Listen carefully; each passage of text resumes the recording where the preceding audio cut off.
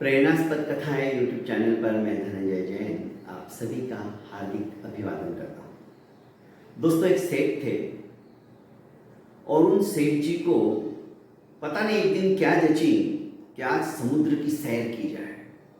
उन्होंने एक नाव बनवाई और अकेले ही निकल पड़े। लाइफ जैकेट पहन रखी थी, पर योग होता है, संयोग होता है कि समुद्र के अंदर समुद्री तूफान आ गया। नाव टगमगाने लगी और चंद मिनटों में ही देखते देखते नाव भयंकर तरीके से टूट फूट गई। अच्छा हुआ लाइफ जैकेट पहना था और सेठ को तैरना भी आता था। पहले तो उस तूफान के साथ साथ उन लहरों के साथ वो किस तरफ बह रहे हैं उनको भी पता नहीं चला, पर उन्होंने अपने आप को भगवान भरोसे छोड़ दिया। बस थपेटे खाते हुए बढ़े जा रहे लहरों के साथ में। जब तूफान शांत हुआ तो तैरते तैरते नजदीक एक टापू था, उस टापू के पास पहुंच गए।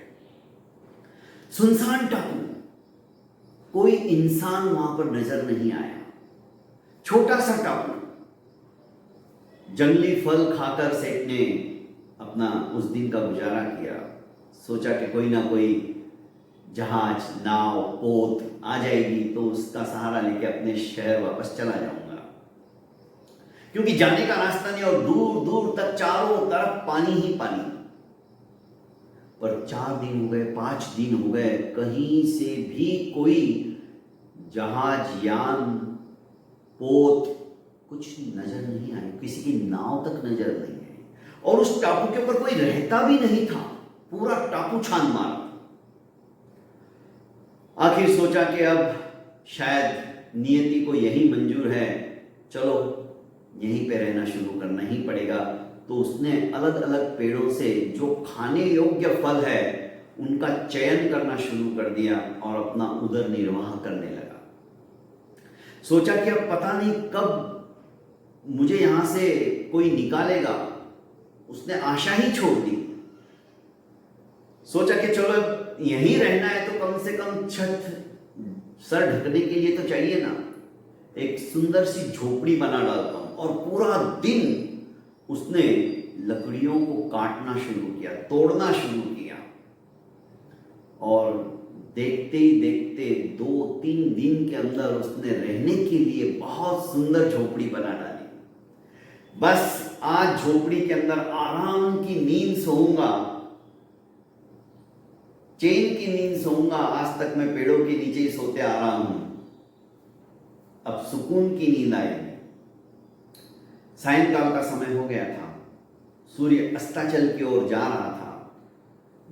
भयंकर फिर से तूफान उठा,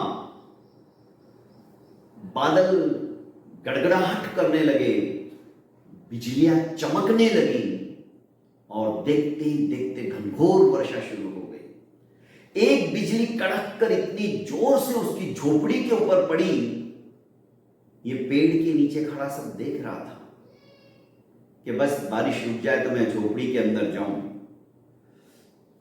झोपड़ी थोड़ी दूर थी, पर जैसे ही बिजली गिरी झोपड़ी के अंदर आग लगी और झोपड़ी धू धू करके जलने लगी। ज्वालाएं आसमां को छूने लगी।